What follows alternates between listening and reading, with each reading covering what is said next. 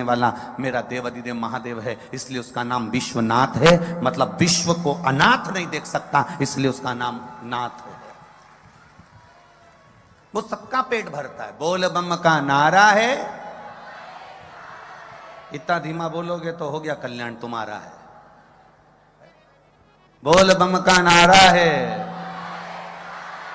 अब सही बोले। हमें तो लगता था कि अलवर के लोग अच्छा बोलते हैं, पर अब मालूम पड़ा ठीक बोलते हैं। उसकी भक्ति करो। मैं मर जाऊंगी तो क्या होगा? कुछ नहीं होगा। तेरा तेरा दिन याद करें, क्यों रे नर सुमिरन क्यों नहीं करें। तुझे कितने दिन याद रखेंगे तेरे घर वाले तेरे मरने के बाद? तेरा तेरा दिन, अरे बोलो तो तुम, तेरा तेरा दिन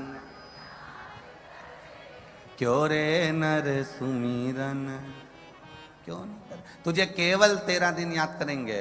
पहला दिन तो तू निपटा इसलिए, तीसरे दिन मट्टी समेटी इसलिए, बाकी के दिन बैठकर उन्होंने पत्रिका लिखी किसको बुलाना किसको नहीं बुलाना। और देखो लोग बैठने भी, कितनी विचित्र जिंदगी हो गई लोगों की। बैठने कब जाते हैं?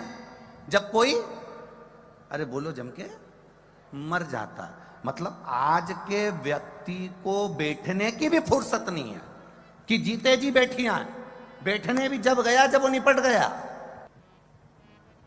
इतनी सी फुर्सत नहीं लोगों को कि वो हॉस्पिटल में बीमार है, तुम्हें मालूम पड़ गया कि उसकी तकलीफ ज्यादा है, तबीयत ज्यादा खराब है, नहीं गए, नहीं गए।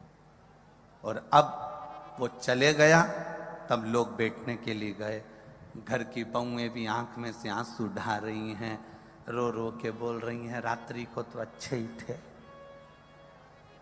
खूब बढ़िया थे, 3-4 मक्का की रोटी खाई थी, गुड़ और कड़ी भी खूब खाए थे, पर सुबेरे मालूम नहीं पड़ा कब चलेगा। बताओ। अब 2-4 को बताया, ये गई, उसके बाद 2-4 और आ गई, उन्होंने फिर वो बैठने आई, बहुत अच्छे थे, फिर बताना चालू करा, रात को तो अच्छे थे, 2-4 मक्का की रोटी खाई, कड़ी और गुड़ खाया, मर गए, मालूम नहीं पड़ा। फिर वो चली गई, फिर किसी को बताया।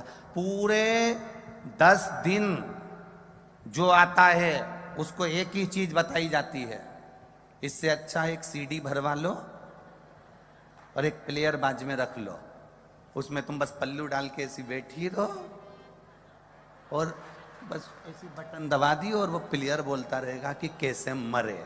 अरे किसी के मरने के बाद बैठने क्यों जाते हैं? गरुड़ पुराण में कहा कि 10 दिन तक जीवात्मा उसकी अटारी पर रहती है।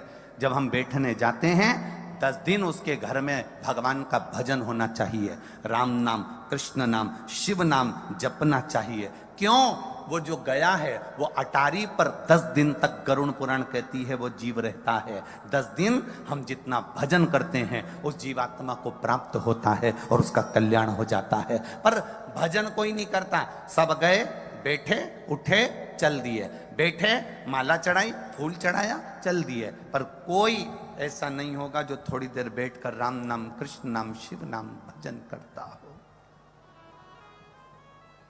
किसी को फुर्सत नहीं। किसी के उठावने में, उठावना जानते हैं आप लोग? इधर साइड होता है उठावना, वो लोग फोटो पे माला चढ़ा के टेबल पे रख देते हैं और बहुत सारे लोग इकट्ठे होके आते हैं, लेडीज इधर बैठ जाती है, जेंट्स इधर बैठ जाते हैं, सब लोग इकट्ठे होके बैठे, थोड़ी देर बाद चले जाते हैं। 4 बजे का इंतजार करते, 3 बजे का इंतजार करते, बस टाइम देख के आते हैं कि 4 बजने में कितनी देर है, 5 मिनट, तो 5 मिनट पहले पहुंचेंगे, बैठेंगे, चल देंगे ना। किसी के यहां जाओ तो भगवत भजन के लिए जाओ, स्मरण के लिए जाओ, एक लगन लगाकर जाना कि मुझे शिव तत्व की भक्ति प्रदान करना, लेना भी है देना भी है।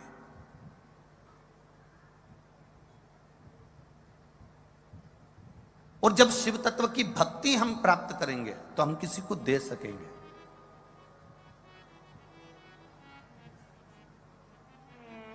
कुछ है आपके पास में तो आप दोगे, कुछ नहीं है आपके पास में तो आप कुछ नहीं दोगे।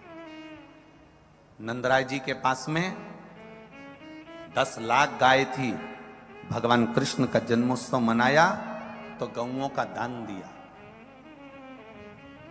राजा जनक जी के पास में माणिक रतन थे, बेटी सीता जी का जन्मोत्सव मनाया तो माणिक रतन दिए। दशरथ जी के घर में जो था राम जी के जन्मोत्सव पर उन्होंने वो लुटाया। हमारा निवेदन केवल आपसे है कि आप अपनी जिंदगी में आपके पास जो हो आप वो लुटाओ ना। हमने तो कभी इस व्यासपीठ से नहीं कहा कि तुम लाखों की संपदा लुटा दो, करोड़ों का धन लुटा दो, बहुत सारा पैसा लुटा दो। हमने कभी ये नहीं कहा आपसे कि आप करोड़ों की जायदाद लुटा दो। हम तो इतना कहेंगे कि आपको परमात्मा ने जन्म दिया था, 21,600 श्वास परमात्मा ने देकर भेजा था, 3.5 करोड़ रोम छिद्र परमात्मा ने देकर भेजे थे। 21,600 श्वास तुम्हारे पास में हैं। आप धन मत लुटाओ, आप संपदा मत लुटाओ, आप वैभव मत लुटाओ। आपसे तो केवल इतना निवेदन है, 21,600 श्वास जो परमात्मा ने तुमको दी है, उस 21,600 श्वास में जो तुम राम नाम, कृष्ण नाम, शिव नाम ले रहे हो, वो भजन दुनिया को लुटाने का कार्य प्रारंभ कर दो। जीवन का एक आनंद की अनुभूति अपने आप आपको प्राप्त हो जाएगी।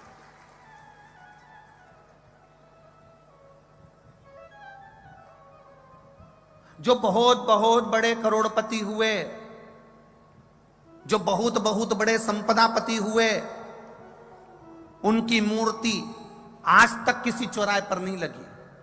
आपके अलवर में लगी हो तो बात दूसरी है कि कोई करोड़पति मरा था तो उसकी मूर्ति अलवर के इस चौराहे पर लगाई गई। पूरे राजस्थान में घूम लेना, पूरे मध्य प्रदेश में घूम लेना, पूरे उत्तर प्रदेश में घूम लेना, तुम्हारी मर्जी पड़े पूरे भारत में घूम लेना। बहुत बड़े बड़े दानी हुए, करोड़ों के, बहुत बड़े बड़े दानी नहीं, बहुत बड़े धनपति हुए, बहुत बड़े करोड़पति हुए, बहुत बड़े संपदापति हुए, जिन्होंने करोड़ों का वैभव कमाया, करोड़ों का धन कमाया, उनकी मूर्ति आज तक कहीं नहीं लगी। पर जिसने धन कमाया और उस धन को सदुपयोग में लगाया, उसकी मूर्ति आज भी चौराहों पर लगाई जाती है कि इसने अपने धन का सदुपयोग करा था, इसने इस धन से किसी गरीब को पढ़ाया था, इसने इस धन से किसी निर्धन को सुखी करा था, इसने धन से किसी कुंवारी कन्या का विवाह करवाया था, इसने धन से किसी के मेडिकल में उसको सहायता प्रदान करी थी, इसने अपने धन से किसी की शिक्षा में सहयोग प्रदान करा था। उसकी मूर्ति आज भी लगाई जाती है। भजन करने वाले की मूर्ति रामकृष्ण परमहंस जी हो, तुकाराम जी हो, मीराबाई हो, कर्माबाई हो, नरसिंह मेहता हो, नामदेव हो, तुकाराम हो, इनकी मूर्ति आज भी चौराहों पर लगाई जाती है, क्योंकि इनके पास धन भले नहीं था पर इन्हें भजन इतना लुटाया, भजन कीर्तन इतना लुटाया कि आज तक अभी राजा भर्तरी की नगरी में आप लोग बैठे हो, राजा भर्तरी की नगरी,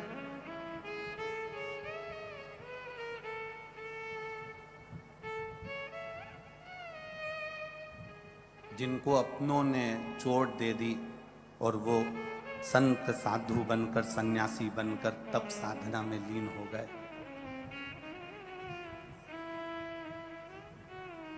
अगर केवल राजा भर्तरी केवल राजा होते ना, अरे बोलो तो रे जम के, कौन लेता? राजा का नाम कब तक लिया जाता? जब तक वो जिंदा है। राजा गया, दूसरा राजा आया, उसका नाम लेंगे, फिर वो चले जाएगा, उसका नाम लेंगे।